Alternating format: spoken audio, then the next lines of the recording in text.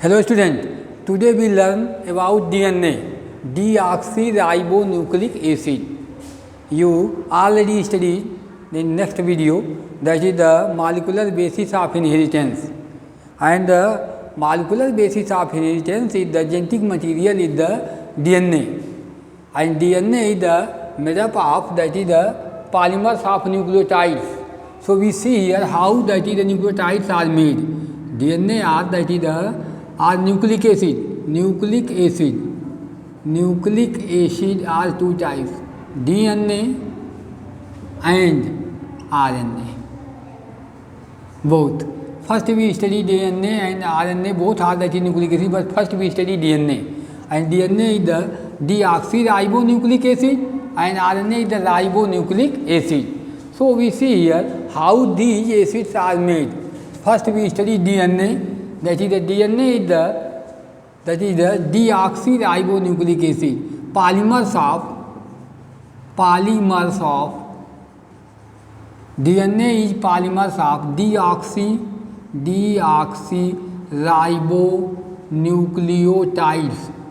nucleotides, polymers of deoxyribonucleotides. DNA is the polymers of deoxyribonucleotides. So first of all, we know that is how these deoxyribonucleotides are made.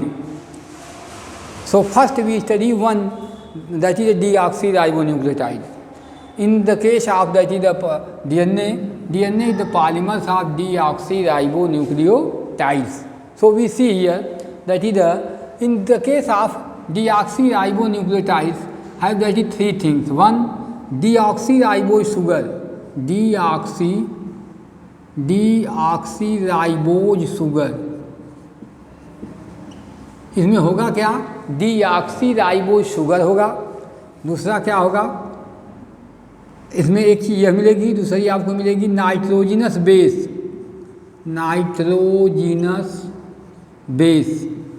कौन कौन होगा ये आपको बताया था कल अगली वीडियो में, ATCG, adenine, thymine, cytosine, guanine, चार ही होते हैं आउट ऑफ 5 4.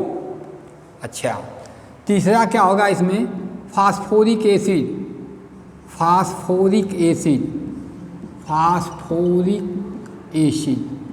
तो एक न्यूक्लियोटाइड बनेगा. देखिए, एक शुगर, एक nitrogenous base, out of 4 1, that is 1 phosphoric acid. ये किस रूप में होती है, in the form of phosphate के रूप में होती है. फास्फोरिक एसिड के रूप में होती है, फास्फेट के फॉर्म में. एसिडिक रेडिकल है.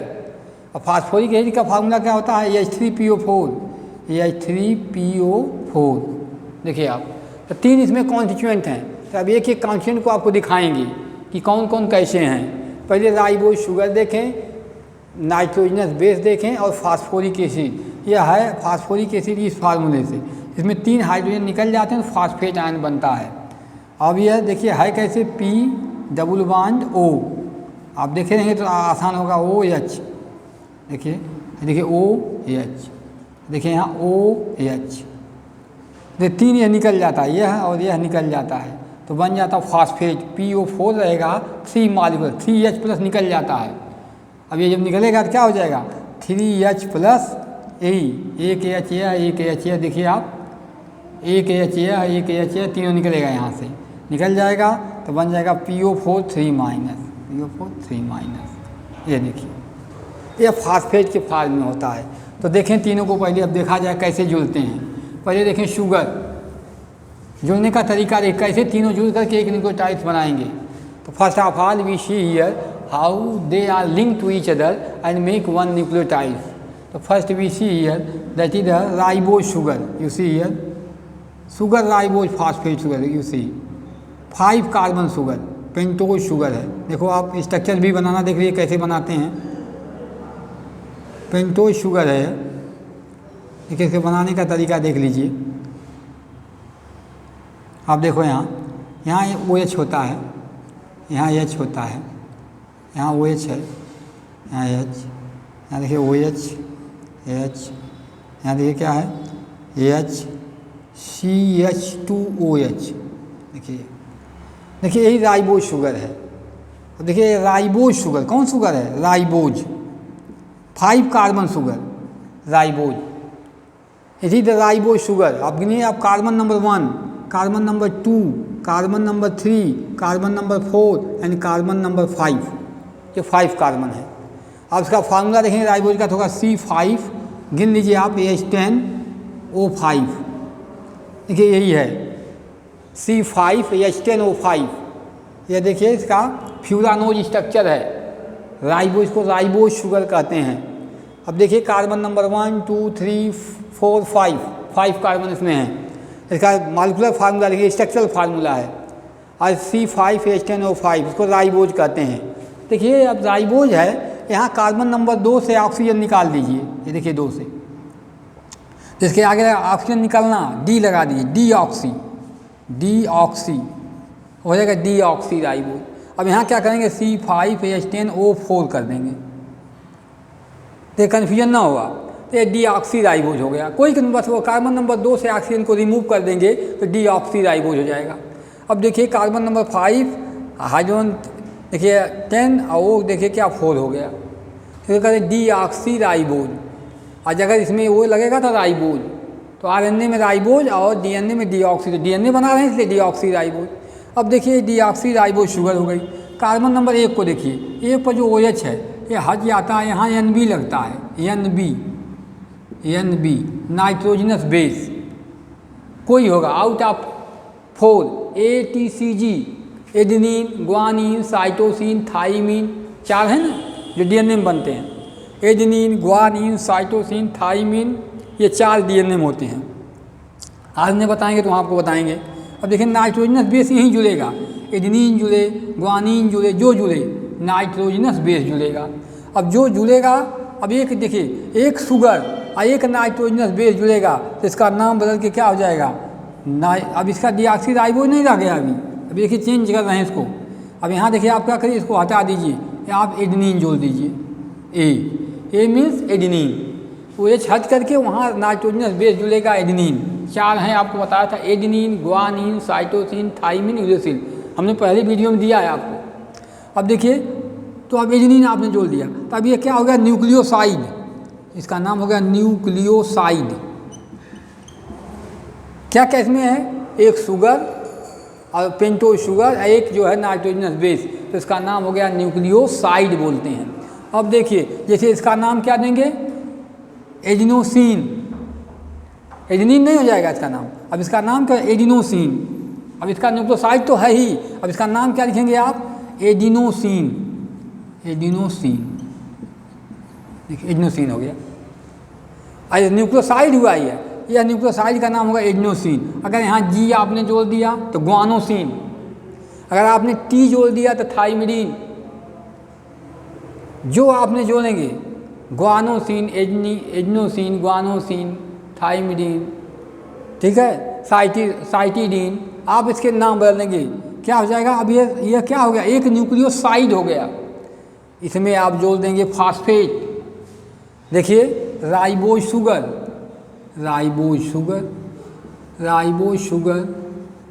प्लस क्या हो गया, प्लस आप नाइट्रोजनस बेस, तो क्या बन जाएगा, न्यूक्लियोसाइड,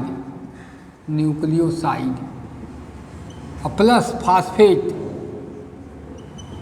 क्या बन जाएगा, न्यूक्लियोटाइड,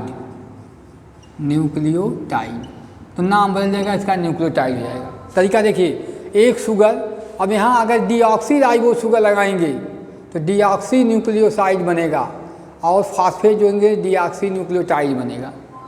तो अब डीएनए बना रहे हैं तो डीऑक्सी राइबोज शुगर लगा देंगे, deoxy ribose sugar plus nitrogenous base, deoxy nucleoside बन गया, फास्फेट न्यूक्लियोटाइड। अब जो जोड़ेंगे यहाँ, एडेनिन जोड़ देंगे तो एडिनोसिन, ग्वानिन तो ग्वानोसिन, थाइमिडीन, साइटिडीन, ऐसे नाम उसका बदल जाएगा, एक न्यूक्लियोसाइड हो गया। अब देखिए न्यूक्लियोटाइड बनाना सिखा रहे हैं आपको, ठीक है, यहाँ तक हटाते हैं इसको। देखिए अब इसको क्या करिए कि आप देखिए जुड़ने का तरीका पहले जान लीजिए। अब यहाँ देखिए CH2O, देख रहे हैं क्या है आप, यहाँ OH है, इसका OH हटेगा, यह OH देखिए हटेगा, और यहाँ जुड़ेगा क्या, इस बॉन्ड, ये बॉन्ड ब्रेक होगा, देखिए बॉन्ड ब्रेक हुआ। अब देखिए ब्रेक होने के बाद जुड़ेगा किसे 5 कार्बन पर फास्फेट जुड़ेगी। जैसे देखिए क्या जुड़ेगा फास्फेट पी से जुड़ेगा क्या ओ, आइए ओ से जुड़ेगा ये देखिए फास्फेट में देखिए आप पी डबल बॉन्ड ओ,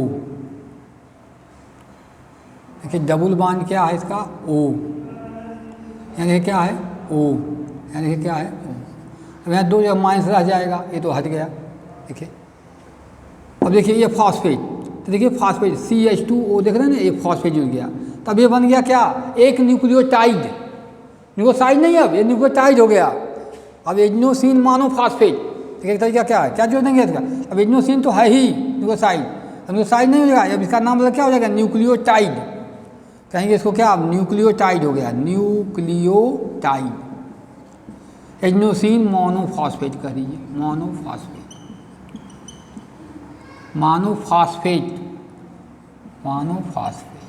ये हो गया। अब देखिए एडिनोसिन मोनोफॉस्फेट, जी लगा दो तो guanosine monophosphate, thymine monophosphate, cytosine monophosphate, एक न्यूक्लियोटाइड हो गया।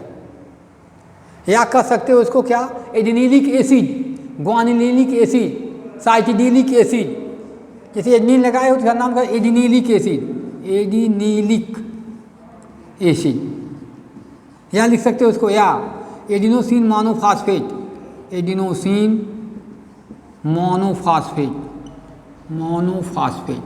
कंफ्यूज मत हो, एकदम आसानी से समझिए आप, कोई दिक्कत नहीं है।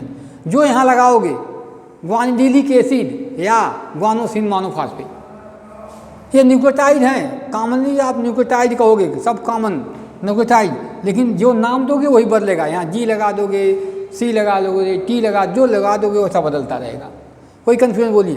एक मोनोफॉस्फेट बन गया। तो एक न्यूक्लियोटाइड बनने का तरीका हमने बताया। अब बहुत से nucleotide, there are that is the nucleic acid is the polymers of nucleotides. तो न्यूक्लियोटाइड्स क्या हैं, 4 होंगे, इनका पॉलीमराइजेशन का पॉलीमर्स हम बनाएंगे। तो adenosine monophosphate, adenosine guanosine monophosphate, cytidine monophosphate, thymidine monophosphate, ऐसे चलता रहेगा। जो यहाँ आप चेंज करोगे वहाँ ये चेंज होता रहेगा, कोई दिक्कत। तो देखिए कोई दिक्कत नहीं होनी चाहिए आपको। अब देखिए ध्यान से, इस प्रकार से एक न्यूक्लियोटाइड हमने बनना सिखाया। अब many there are lot of nucleotide link together then called polymers.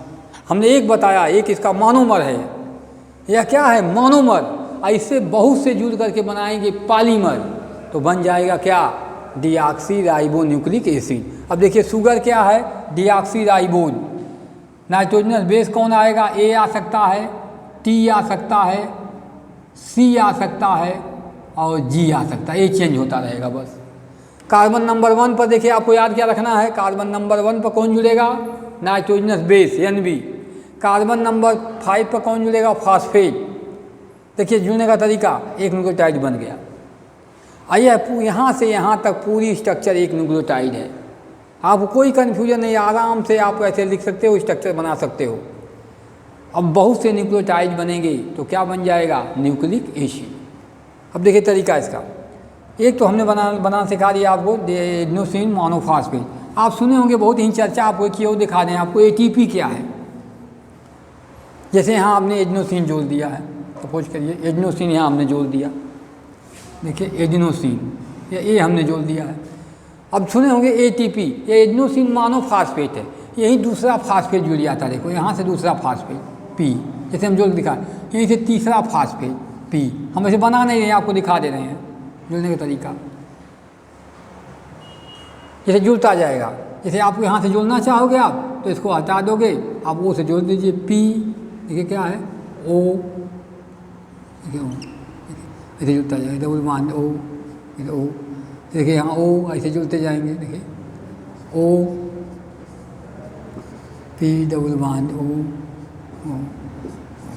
ये 3 फास्फेट हो गए। अब देखिए तो 3 हो जाएंगे तो 1 2 जोड़ेंगे आप, 2 ही एडिनोसिन डाइफॉस्फेट, 3 जोड़ देंगे तो एडिनोसिन ट्राइफॉस्फेट। आप सुने होंगे AMP बनाते एडिनोसिन मोनोफॉस्फेट, यहाँ तक 2 जोड़ देते एडिनोसिन ADP डाइफॉस्फेट, और तीनों जोड़ देते ATP एडिनोसिन ट्राइफॉस्फेट। यही आप एनर्जी करेंसी है। अगर GTP लिखा है तो गुआनोसिन ट्राइफॉस्फेट है, कहीं कहीं GTP आपको मिलता है क्रेब साइकिल में, तो गुआनोसिन वही चीज़ है, यहाँ G लगा होगा बस। तो यही इससे हमसे मतलब नहीं समय है इसलिए दिखा दें आपको कि ATP क्या है, जो एनर्जी करेंसी है। आप यहाँ पर आइए, फिर देखते हैं एक न्यूक्लियोटाइड बन गया। ये देखिए आप ध्यान से, यह एक न्यूक्लियोटाइड आपके सामने बन के तैयार है। अब देखिए बहुत से न्यूक्लियोटाइड कैसे दूसरे जुड़ेगा। अब तरीका देखिए, एक न्यूक्लियोटाइड तो यह है, अब बहुत से जुड़ेंगे तो कैसे जुड़ेंगे आप देखिए। अब दूसरा इसके नीचे जुड़ता जाएगा। देखिए यहाँ देखिए एक न्यूक्लियोटाइड यहाँ जुड़ेगा। देखिए क्रम से आप देखिए ध्यान से कैसे बनाते हैं। एक दूसरा न्यूक्लियोटाइड जोड़ने का तरीका दिखा रहे हैं आपको। एक न्यूक्लियोटाइड यहाँ तक है, आप देखो यहाँ हम लोग दे रहे हैं इसको यहाँ तक है। दूसरा न्यूक्लियोटाइड आपको नीचे जोड़ना सिखा रहे हैं। देखिए ध्यान से, जैसे आप देखो यहाँ दूसरे को जोड़ रहे हैं। एक बनाओ आप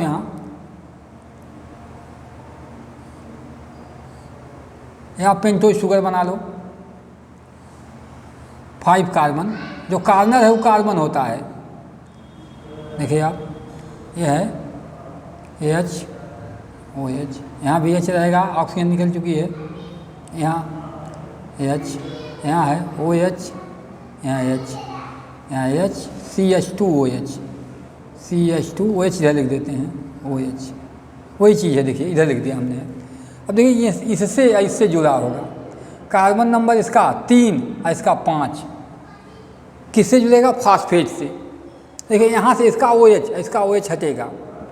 देखिए इसको एक न्यूक्लियोटाइड देखिए बन गया है। यहाँ क्या OH हटा करके आप लिख दीजिए। चलिए मान लीजिए ग्वानोसिन लिख दिया आपने, G लिख दिया। ये ग्वानोसिन था, यहाँ G।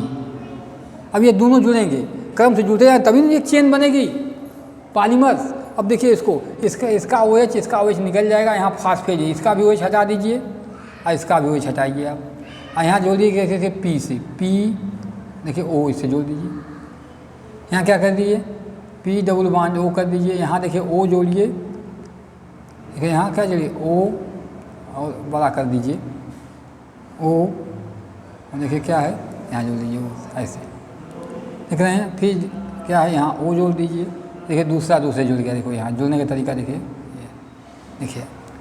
और ये 3 से इसके 5 से कार्बन नंबर 1 2 3 4 देखिए 5 है।